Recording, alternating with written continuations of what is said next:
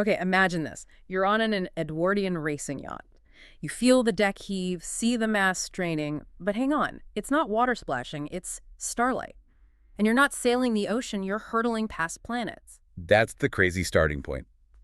Welcome to the deep dive, everyone. We take the sources you send us, articles, notes, research, and really dig into them. And today, yeah, we're diving into a really wild one. It's the novelization of a classic sci-fi adventure called Enlightenment. Our mission basically is to unpack this amazing story.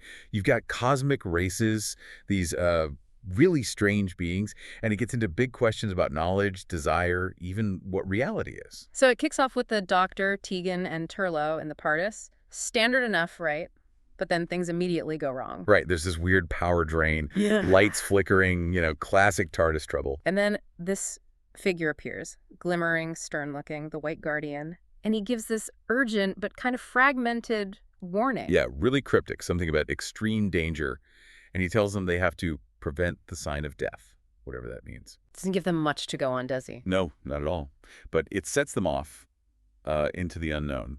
And that leads them straight onto the Edwardian yacht we mentioned. Yeah. Sailing through space. It's so brilliantly disorienting. The TARDIS just materializes right there on the deck. And at first glance, I mean, it looks completely normal, like 1901 England. Totally. They even find a newspaper, don't they? Something about the first British submarine launched.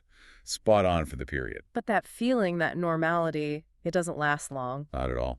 The doctor and Turlough, they quickly notice things are off. There's an officer, right? And he's got this strange blank stare, like he's completely zoned out in a trance. And then the doctor gets mistaken for the ship's cook. Yeah, Slush, they call him, which he's not thrilled about, obviously. And the crew, characters like Jackson and Collier, they're rough, can barely even remember signing on. Just know they got paid a month's wages up front. It's all very unsettling. Definitely has a weird vibe from the start. And the key figures on this ship are Captain Striker, very distinguished, sort of saturnine, and his first mate, Mr. Mariner. Right. But while the doctor and Turlough are dealing with that, Tegan's exploring, trying to figure things out.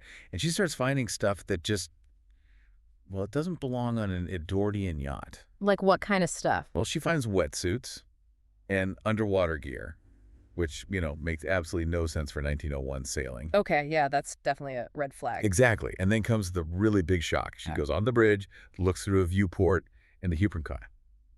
It's not the ocean out there. Space. It's space. Vast blackness, stars everywhere. That's the moment the whole illusion just shatters. Wow. And that's where it gets even more fascinating, right? Because this yacht isn't the only ship like this. No, not by a long shot. It's just one ship in this massive race. And all the ships are these anachronisms from Earth's history. You've got like an 18th century frigate, a clipper ship, a galleon.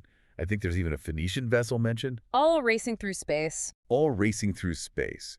And the race course itself is mind-bending. The marker buoys they're navigating by, they turn out to be planets in our solar system. Like Venus is one of the markers. Okay, hold on. So the markers are planets. That just makes you ask, what is this reality? Are these actual ships or something else? Exactly the right question. And the novel gives us this incredible answer. Captain Striker, Mariner, the other officers. They're not human. Right. There's something else entirely. They're eternals. Beings who exist outside of time in this place they call eternity. Outside time. Okay, that's a big concept. It is. And here's the really strange part. Their minds are described as empty, used up. They literally need ideas from beings like us. They call us ephemerals. Ephemerals, because we're temporary compared to them. Precisely. Yeah. They use our thoughts, our memories, our imaginations as like blueprints to create their reality. That's how these ships exist. So the ships are made from human ideas. Essentially, yes. And it also explains something else weird that happens. Tegan finds her cabin suddenly filled with things from her past. Lady Cranley's dress, her old-school tennis racket, a photo of her Aunt Vanessa. Wow. Manifested memories. Exactly. Even Turlough finds his room from the TARDIS and his old bedroom from Brisbane just appearing out of nowhere. It's the Eternals pulling these concepts from their minds. That's deeply creepy. So our thoughts literally build their world. And how do they view us, then, these ephemerals? Not very highly, unfortunately. They see this whole race as just a diversion, a game to relieve their boredom. And humans, we're basically just toys to them. Toys. Yeah. They actually express contempt for what they call our crudity of minds and primitive emotions. It's quite dismissive. And they can read minds too, can't they? That explains how they seem to know things about the Doctor and Tegan. It does. It's their primary way of understanding us. Although the Doctor figures out that if you distract them, really focus their attention elsewhere, you can disrupt that mind-reading ability, just for a moment. So immense power, but this kind of existential emptiness and maybe boredom. That seems to be the core of it. They're powerful, but empty. And that emptiness, that boredom, leads to some really ruthless behavior in the race. You mean the sabotage? Exactly. Yeah. We get introduced to another eternal captain, Captain Wrack. She commands the Buccaneer, and she is absolutely ruthless about winning. Sabotage is her main tactic. And we see examples of this. Oh, yeah. There's Cretus, the Greek. His ship is described as a great Greek galley. It gets completely destroyed, disintegrates in this blinding flash right after passing Venus, the marker buoy. Horrifying. And later, another competitor, Captain Davy, his clipper ship is destroyed in the same way. Wrack doesn't hesitate. How does she actually do it? What's the mechanism? It's quite ingenious in a terrifying way. She uses something called an ion chamber on her ship. It has this eye-shaped aperture, and it acts as a massive amplifier for energy. Okay. But how does she target specific ships? That's the really insidious part. She needs a focus point. So she arranges for a jeweled crystal to be planted on the rival ship beforehand. Like a tracker, but for a weapon. Sort of, yeah. For Cretus, it was a cabochon ruby put into his ring. For Davy, it was a star sapphire embedded in the hilt of his sword. She focuses the energy beam onto that crystal, and boom. And nobody stops her. This is allowed in the race. That's maybe the most chilling part. The Doctor confronts Striker about it, and Striker basically says sabotage is not against the rules. Not against the rules? Nope, it's just considered less diverting for the Eternals. Less entertaining than a straight race, maybe, but perfectly acceptable. That completely changes the stakes. It's not a sport, it's something much darker. This isn't about fair play at all. Not in the slightest. It shows how little they value ephemeral life. It's all just part of their game. And this casual cruelty, this disregard for life, it really sets the scene for Turlough's actions. Yes, Turlough. He's always looking out for himself, isn't he? He is. And seeing Wrack's power and hearing about the prize, he makes a move. He actually betrays the Doctor to Wrack. He does. He goes to her, accuses the Doctor of being a spy, and offers to serve her instead. He's clearly trying to get in on the winning side. Because he wants the prize, right, this enlightenment. Exactly. That's the ultimate goal of the race. And it's described in these grand terms: the wisdom which knows all things, the power to achieve what I desire most. Achieve what I desire most. What does Wrack desire? Her answer is pretty terrifying. She wants to create and destroy as I wish, and crucially, never be bored again. That seems to be the driving force. Never be bored again. So is enlightenment knowledge? Or is it just raw power? Wrack seems to think they're the same thing.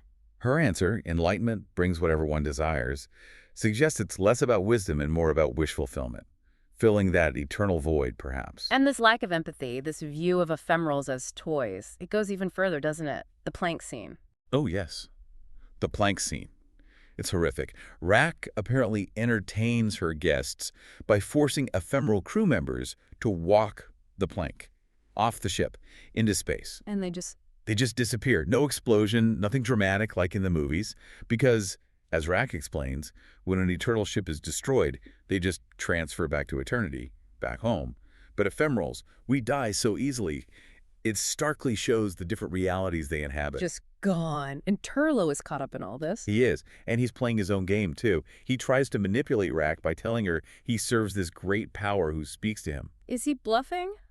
Or is that the Black Guardian? It seems to be him echoing the Black Guardian's influence, the voice he's been hearing, trying to use it to impress Wrack and gain leverage. Okay, so the situation is getting incredibly tense. Wrack is poised to win, Turlough is playing a dangerous game, and the Doctor needs to stop her from getting this enlightenment. Absolutely, and the stakes get even higher when the Doctor makes a terrible discovery. Tegan has this diamond tiara, right? Yeah, a gift, I think. Right, and he realizes that tiara, or rather the large crystal in it, has somehow become the new focus for Wrack's weapon. It's turned coal black, and it's pulsing. Oh, no. So Tegan herself is the target now, or the focus point, anyway. Exactly. The energy is being channeled towards her. So the Doctor has to act fast. It's the climax of the race. What does he do? He grabs an axe, finds one on the ship, and in this really dramatic moment, he smashes the crystal in the tiara. Does that work? Does it stop it? Not exactly. It shatters, yes. But then each fragment becomes a new focus point. Oh, that's bad. multiplying the problem. Way worse. And not only that, the voices of the Black Guardian start emanating from the fragments, getting stronger. The power is multiplying. So smashing it made things worse. How does he fix that? Quick thinking.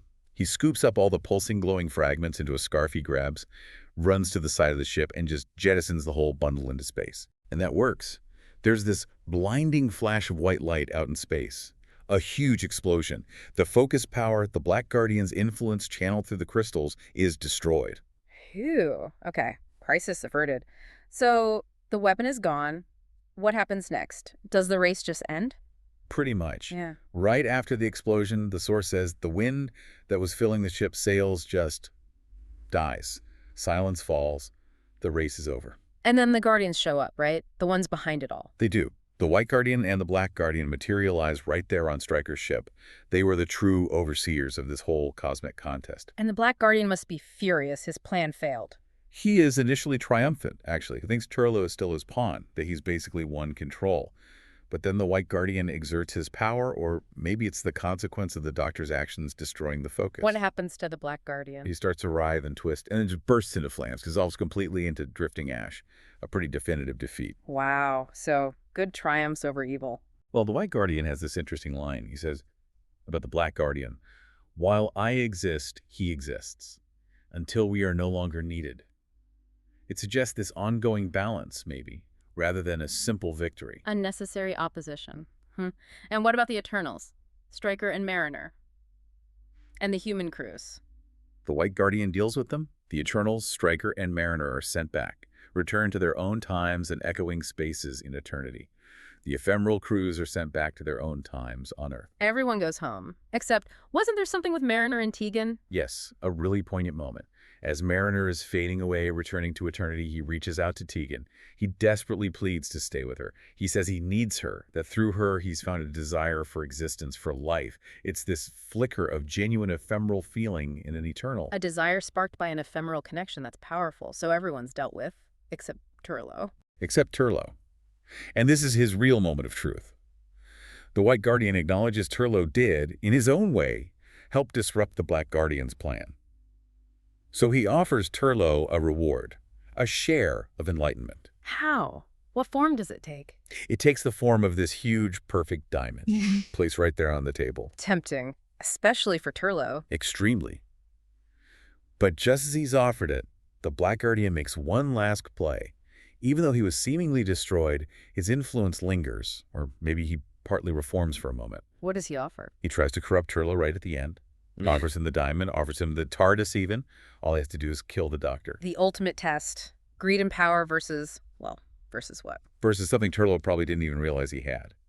The source describes this internal conflict, his ingrained greed, his desire for power, crashing against his unexpected feeling, a genuine admiration, even a liking for the Doctor. So what does he choose? He chooses the Doctor. In this incredibly decisive moment, he rejects the temptation. He looks at the diamond, then throws it across a table. He throws it away. He does. And that act, that final rejection, seems to cause the Black Guardian's actual final demise. A last explosive burst, and he's gone for good. Wow. Turlough actually came through. He really did. And the Doctor has this perfect line that sums it all up. He looks at the diamond Turlough rejected and says, "Enlightenment wasn't the diamond, simply a lump of carbon." So the diamond wasn't the prize. No. The Doctor finishes the thought. Enlightenment was the choice. The choice not to take the power. The choice Turlough made. That's profound. It really reframes the whole story, doesn't it? This deep dive into enlightenment, it really makes you think about what we actually value. Is it getting everything you want, that raw power the Eternals crave? Yeah. Or is it about the choices you make, especially when faced with that kind of temptation? Yeah, it contrasts the sort of empty, consuming nature of the Eternals with the fleeting, maybe more meaningful lives of the ephemerals. Exactly. It leaves you wondering, what does being truly enlightened even mean in a universe like this one, full of temporary experiences and these huge timeless struggles? Maybe. Maybe true enlightenment isn't about knowing everything or having ultimate power. Maybe it's about understanding the weight of your choices, especially the choice to let go of the very thing you thought you desired most. Something to definitely think about.